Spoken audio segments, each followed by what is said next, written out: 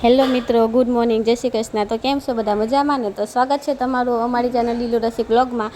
તો આજ સાતમ છે અને અમે લોકો જઈ રહ્યા છે શીતળા માતાની પૂજા કરવા માટે।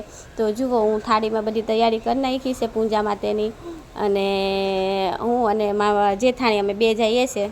તો હાલો હું તમને બતાવું કે કેવી રીતે પૂજા કરીએ છીએ।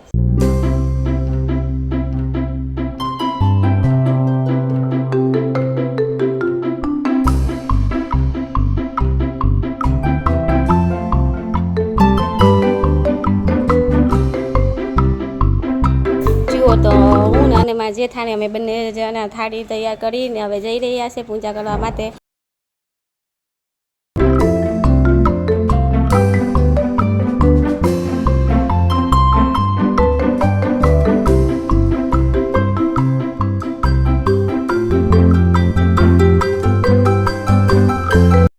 તો મિત્રો અમે આવી ગયા છે પૂજા કરવા માટે। જુઓ, અહીંયા ઘણી બધી બાઈઓ છે જે ઊભી છે પૂજા કરવા માટે।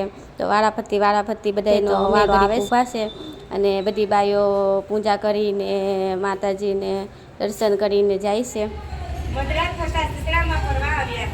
તેઓ જેવા ચૂલામાં આરોગ્યા કે દાચ્યા એટલે શીતળામાં એ જેઠાણીને શ્રાપ આપ્યો, જેણે મને બાળી છે એનું અંતર બળજો। બીજે દિવસે સવારે ઉઠીને જેઠાણીએ ઘોડિયામાં જોયું તો છોકરો બળીને ભડકું થઈ ગયો હતો। આ બનાવથી જેઠાણી દુઃખી થવાને બદલે રાજી થઈ ગઈ। એનો દેરાણી કાકો છોકરાની ટોપલામાં ચાલવા લાગી। રસ્તામાં તેને પેલું તળાવ મળ્યું।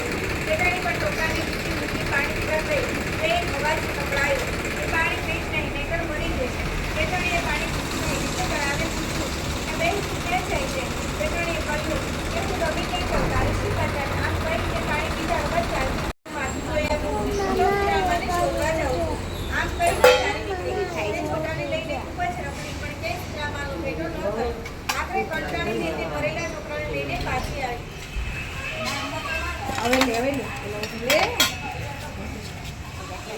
અમે પૂજા કરીને ઘરે જઈ રહ્યા છે।